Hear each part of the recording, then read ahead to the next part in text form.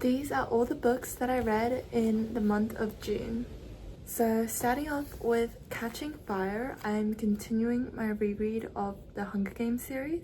And I think this might be one of my most annotated books that I own because I have just so many tabs. I'm sorry if the audio is not great right now because the wind outside is super loud for some reason. This is probably one of my favorite books of all time because that's just how good it is. It's definitely my favorite book in the whole series. And I've also been rewatching the movies. That made me realize that they did not include my favorite scene in the movies, which was, I think it was in chapter 17.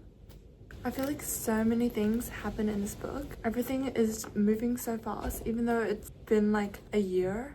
Okay, so the first half of it is not that fast because it's a year between 74th and the 75th Hunger Games. But in the second half, we've got the Quarter Quell Reaping.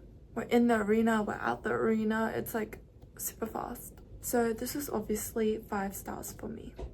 So of course I followed that up with Mockingjay.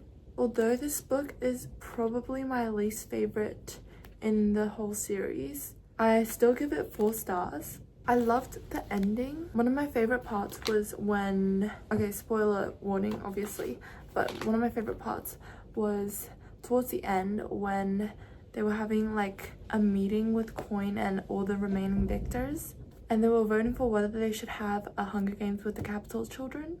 And Katniss says, "I vote yes for Prim." And Haymitch says, "I'm with the Mockingjay." And before that, it's like, this is the moment then when we find out exactly just how alike we are and how much he truly understands me. Are they like telepathic or something? Like Katniss and Haymitch, they just share like the same mind. It's pretty crazy. Okay, another one of my favorite parts was like the very last line, not including the epilogue. That was amazing. That was a perfect ending.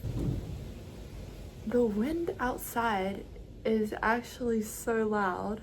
Okay, moving on. By the way, I want to show you guys something I just made today, which is this book sleeve. It's so cute. Like when I saw this unicorn fabric in the fabric store, I was like, I have to buy it, but I don't know what I'm gonna make with it. So I decided to make a book sleeve, and I also have this ribbon. And the lining inside is pink. It's a vibrant pink color and I love it. Also some glittery stars if you can see. But this is basically how it would work. So I can just put my book in here and wrap it up like a present. And now it's secured. Perfect. I'm so excited to carry this around with me because tomorrow I'm going to Sydney and I'll probably make a vlog for that, hopefully.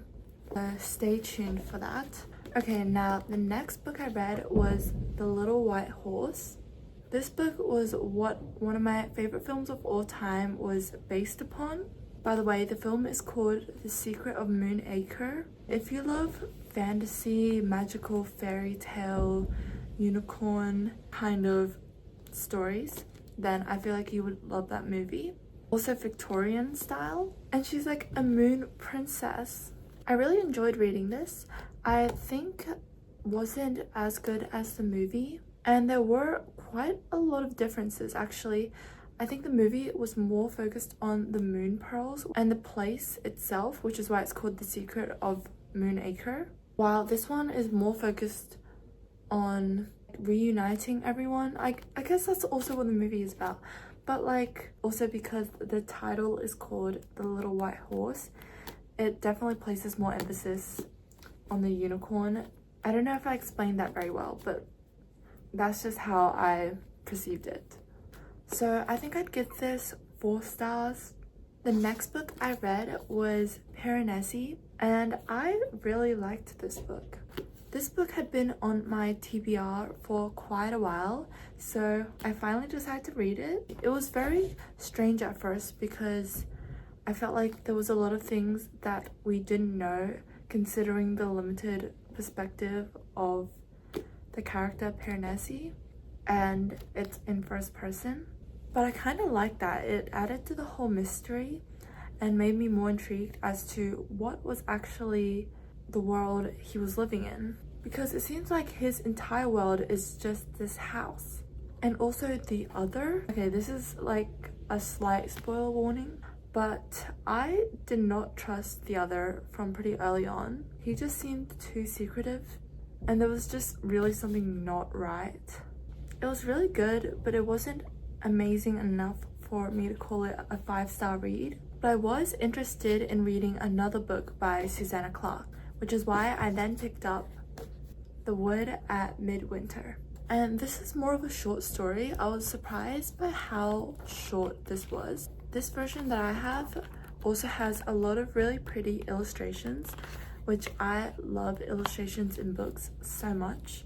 And the reason why I wanted to read this now, because it is currently winter, so it was a pretty suitable time. Although Australia's winter is in June, July, and August, and this book I think was set the day before Christmas. But that's okay, it still had the winter vibes. And I enjoyed this. It was a really nice short story to read, so I gave it 4 stars. The last book I read was the first book in the Wings of Fire series, and it is called The Dragonette Prophecy. The Wings of Fire series was a series that I regretted not reading as a kid, and for a while I've been wanting to read it. And then I saw this special edition of the first book in the bookstore, so I took that as a sign to buy it and finally start this series. I actually like this more than I expected, and I ended up giving it 4.5 stars. And I definitely want to continue reading the series because I want to know what happens next. I feel like there is quite a lot of death in this book. Spoiler warning. Kestrel's death at the end was so gruesome and violent. I was shocked. I can't believe Kestrel ended up dying at the end. I did not expect that. I also loved Peryl's character. I really hope we see more of Peryl in the next book because we kind of separate from her at the end. And when Clay finally meets the Mudwings and his mother, that was actually so sad. Like, I was heartbroken when he realized that his mother didn't care about him at all. And apparently he was sold as a child, and that was his first time meeting his mother. But then Clay ends up meeting his siblings, and that was a really wholesome moment. I'm really glad that he was able to find some really nice siblings who actually care about him after what had just happened with his mother. So that is all the books I've read this month. It's basically just fantasy and dystopian, which, if you can't tell, I love those genres. And the book that I just started reading yesterday on the 1st of July is King of Scars. I finally started reading this duology, and it was about time because I absolutely love the Grishaverse. And I've only read the first chapter so far, but even though it was just from like a random person's perspective that I don't really know, I quite enjoyed reading it. And the way it ended, like, just gave me chills and made me want to keep reading. But then I had to go to bed, so we're saving the second chapter, which has Zoe's perspective, for today. So I'm really excited to continue reading that. And that is everything for this video. Thank you so much for watching. I hope everyone had a great reading month, or will have a great reading month this month. Bye!